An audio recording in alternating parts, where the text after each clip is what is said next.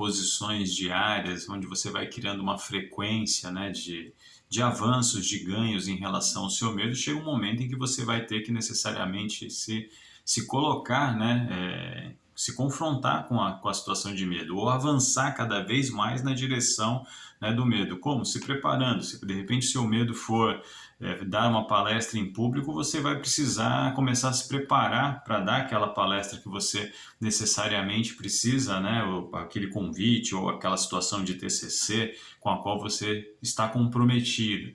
Se for a questão de dirigir, por exemplo, você vai ter que necessariamente se matricular numa escola, numa autoescola, passar pelos exames, né, fazer tanto a parte teórica como a parte prática.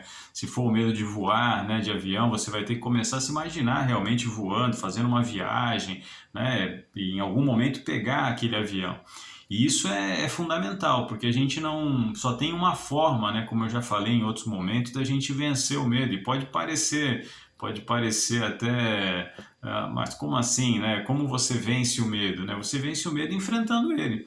Não existe outra forma de você fazer isso, né? Se a gente ficar protelando, se a gente não se colocar na direção desse medo, dessa situação, isso vai acabar se tornando um problema. Por quê? Porque aí o medo, que é um sentimento positivo, que ele evita que ele faz com que a gente se planeje, que ele não permite com que a gente tome atitudes com as quais a gente possa se prejudicar, ele vai se tornar um sentimento ruim. Por quê? Porque ele vai paralisar você, ele não vai permitir que você avance, ele vai fazer com que você não consiga realizar algumas atividades. E aí você passa a ter um problema. Aí você sai da situação de um medo, né, e começa a entrar numa situação de uma fobia, algo que de alguma forma te paralisa, não permite com que você cresça. E para que você saia dessa situação, necessariamente chega um momento em que você precisa enfrentar o seu medo. Então isso é muito importante, né? Esse é um passo fundamental para que a gente verdadeiramente avance na direção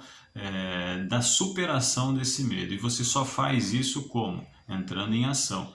Não adianta todas as teorias, todas as ferramentas, todas as técnicas, elas não vão te ajudar se você não se colocar na direção da transmutação desse medo, se você verdadeiramente não se colocar em ação, né? Para que a gente ultrapasse qualquer situação, seja com relação ao medo ou com uma série de outras situações que a gente vivencia ao longo da nossa vida, a gente só faz isso como? Colocando em prática.